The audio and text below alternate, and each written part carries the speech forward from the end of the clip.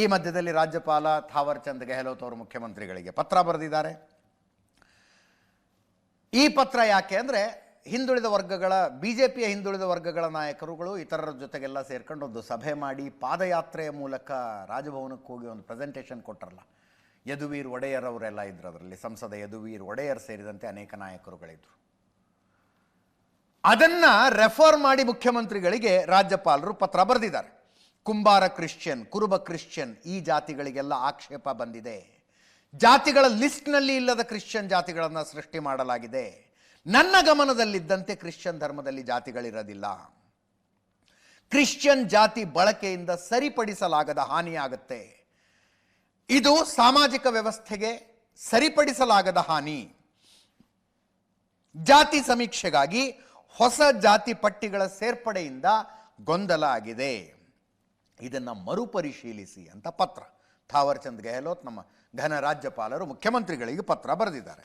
ಮುಖ್ಯಮಂತ್ರಿಗಳು ಅದನ್ನು ರಾಜ್ಯಪಾಲರು ಬರೆದಿದ್ದಲ್ಲ, ಅದು ಬಿ ಜೆ ಪಿಯವರು ಕೊಟ್ಟಿದ್ದು ನನಗೆ ಫಾರ್ವರ್ಡ್ ಮಾಡಿದ್ದಾರೆ ಅಂತ. ಬಿ ಜೆ ಪಿಯವರು ಕೊಟ್ಟಿದ್ದು ಫಾರ್ವರ್ಡ್ ಮಾಡಿದ್ದಾರೆ. ಜಾತಿಗಳ ಪಟ್ಟಿ ಕ್ರಿಶ್ಚಿಯನ್ ಹೆಸರುಗಳನ್ನು ಸೇರಿಸಿರುವುದು ಆ ಗೊಂದಲ ಈ ಗೊಂದಲ, ಇದಕ್ಕೆ ಬರೀ ಒಕ್ಕಲಿಗರು ಮತ್ತು ಲಿಂಗಾಯತ ಸಚಿವರುಗಳ ವಿರೋಧ ಅಂತ ಅಂದ್ಕೊಂಡ್ರೆ you are wrong. Dinesh Gundu Rao ಬಹಿರಂಗವಾಗಿ ಪತ್ರ ಬರೆದಿದ್ದಾರೆ. ಪತ್ರ ಬಹಿರಂಗವಾಗಿ ಬ್ರಾಹ್ಮಣರ ಹಿಂದೆ ಬ್ರಾಹ್ಮಣ ಅನ್ನುವುದರ ಮುಂದೆ ಕ್ರಿಶ್ಚಿಯನ್ ಯಾಕೆ ಅಂತ. ಬ್ರಾಹ್ಮಣ ಕ್ರಿಶ್ಚಿಯನ್ ಅನ್ನೋ ಕಾಲಮ್ ಇದೆ. ನಮಗೆ ಗೊತ್ತಿಲ್ಲದೆ ಇರೋ ಇನ್ನೊಂದು ಅಂಶ ಬರೆದ್ರು ಇವರು. ಬ್ರಾಹ್ಮಣ ಮುಸ್ಲಿಂ ಮುಜಾವರ ಅಂತ ಇನ್ನೊಂದು ಜಾತಿ ಇದೆಯಂತೆ. ಇವರ ಪತ್ರದಿಂದ ಗೊತ್ತಾಗಿದ್ದು ನಮಗೆ. ಬ್ರಾಹ್ಮಣ ಮುಸ್ಲಿಂ ಮುಜಾವರ ಅಂತ ಒಂದು ಜಾತಿ ಇದೆಯಂತೆ ಪಟ್ಟಿಯಲ್ಲಿ. ಹಿಂದುಳಿದ ವರ್ಗಗಳ ಆಯೋಗದವರು ಮಾಡುವುದಕ್ಕೆ ಹೊರಟಿರುವ ಈ ಸಮೀಕ್ಷೆಯ ಪಟ್ಟಿಯಲ್ಲಿರುವಂಥ ಜಾತಿ ಅದು. ಅದನ್ನೇ ದಿನೇಶ್ ಗುಂಡೂರಾವ್ ರೆಫರ್ ಮಾಡಿ ಬರೆದಿದ್ದಾರೆ. ಬ್ರಾಹ್ಮಣರು ಕ್ರಿಶ್ಚಿಯನ್ ಧರ್ಮಕ್ಕೆ ಮತಾಂತರ ಆದರೆ ಕ್ರಿಶ್ಚಿಯನ್ ಆಗ್ತಾರೆ. ಕ್ರಿಶ್ಚಿಯನ್ ಧರ್ಮದಲ್ಲಿ ಬ್ರಾಹ್ಮಣ ಅನ್ನೋ ಜಾತಿ ಇರೋದಿಲ್ಲ. ಬ್ರಾಹ್ಮಣ ಆಗಿದ್ದರೆ ಆತ ಹಿಂದೂ ಧರ್ಮಕ್ಕೆ ಮಾತ್ರ ಸೇರ್ತಾನೆ.